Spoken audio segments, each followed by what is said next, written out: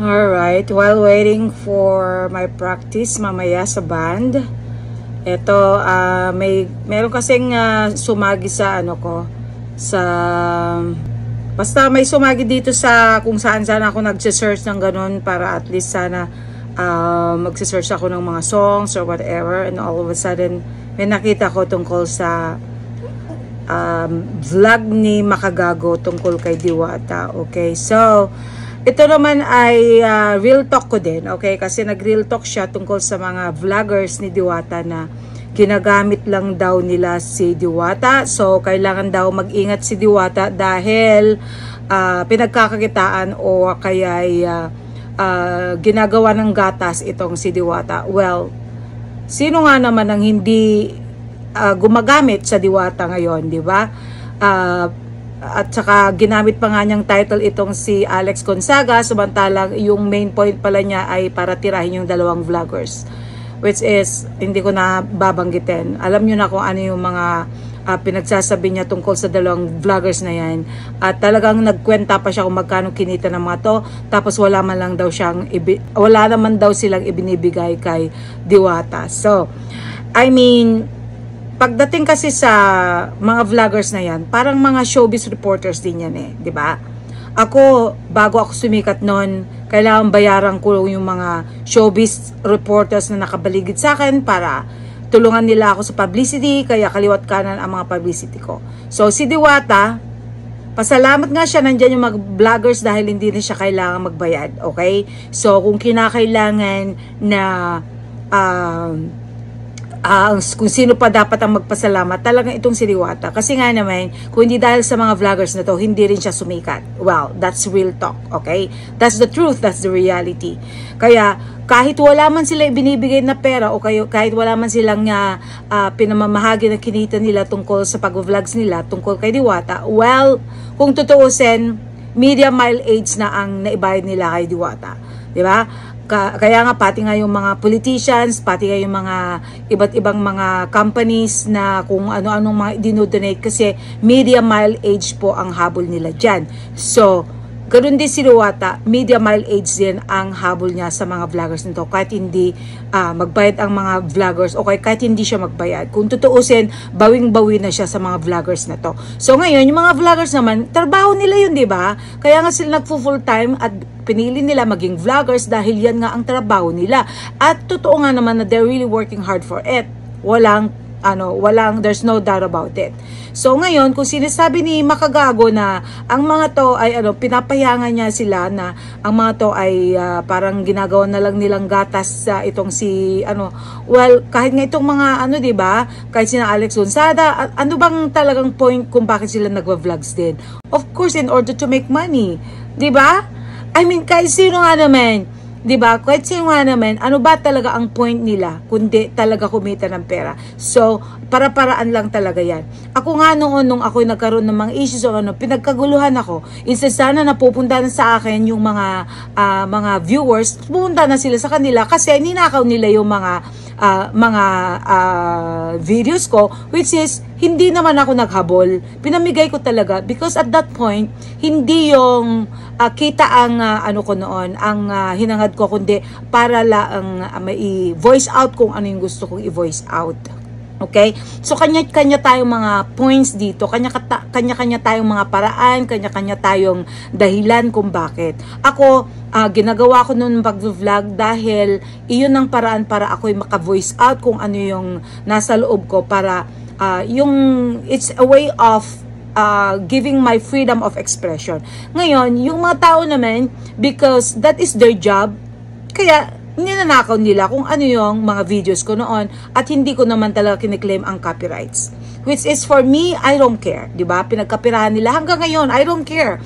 Diba? For me, I mean, ako, hindi ito yung pinagkakakitaan ko. Obviously, nakita nyo naman. Kaya, hindi ito talaga yung inaatupag ko buong buhay ko. Marami akong trabaho, doon ako, dahil kumikita ako kahit hindi ako mag-vlogs. Nag-vlogs lang ako dahil it's just a matter of killing my time. Pero, kung kinakailangan ko naman talaga magsalita, katulad yung pasulpot-sulpot ako magsalita, kung meron ako nakita talaga na I really have to give my message para at least alam din nila kung ano rin yung sa loobin ng isang mistika sa isang issue or isang bagay na kinakailangan ding i-clarify sa punto ko, okay? Kanya-kanya tayong punto kanya-kanya tayong paraan para i-explain ang mga bagay-bagay. May points si makagago kung tutuusin. Kaso nga lang, sa realidad, hindi pwede yon. Kasi kung ini-stop niya, for example, kaya sabi ng mga kagago, kailangan magbuo na lang daw siya ng sarili niyang team ng mga vloggers, mga gano'n, magbabayad pa siya, di ba? Samantalang yung mga, yung mga,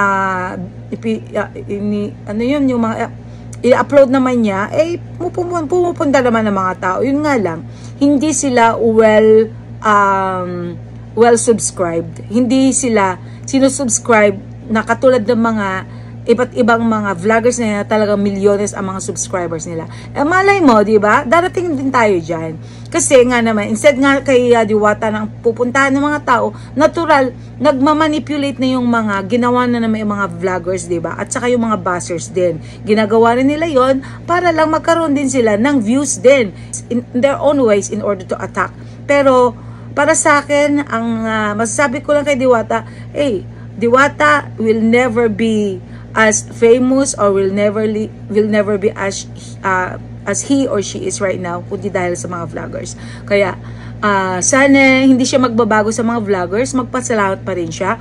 So, para sa akin, hindi na siya kailangan talagang magbuo ng team kasi nga naman, sa sobrang busy na niya, sa sobrang ang dami ng ginagawa niya, sobrang focus na niya sa kanyang business, wala na talaga siyang panahon para i-focus ang kanyang pag-vlog, o kaya i-focus kung paano siya kukuha ng kanyang sariling mga vloggers team para kikita siya sa pag-vlog. Well, para lang sa kanyang paresan, talagang bawing-bawi na siya doon, okay?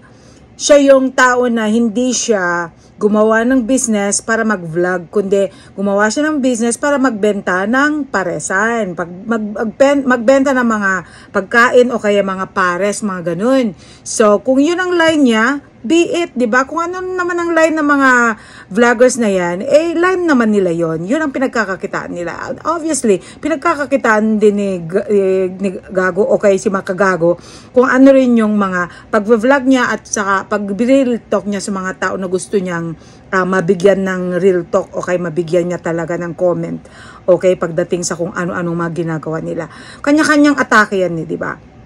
So, ngayon, yun lang masasabi ko. I mean, basta, i-focus lang ni Diwata kung anong ginagawa niya sa business niya. Ngayon, doon sa mga vloggers, i-focus nyo lang din sa pag-vlog. Ngayon, doon sa mga buzzers, well, sana naman, be nice, diba? Be kind. Kasi hindi naman talaga lahat ng mga business ay talagang, they are really meant na ma-please ang lahat ng mga tao, diba? You cannot please the whole world. Ganun lang yun.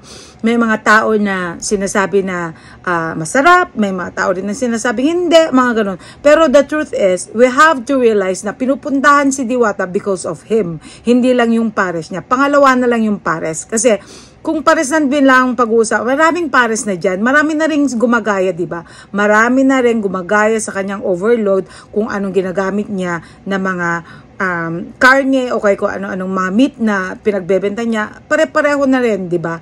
So, ngayon, kanya-kanyang diskarte na lang yan eh. Kanya-kanyang palakasan, kanya-kanyang fame, kanya-kanyang ano.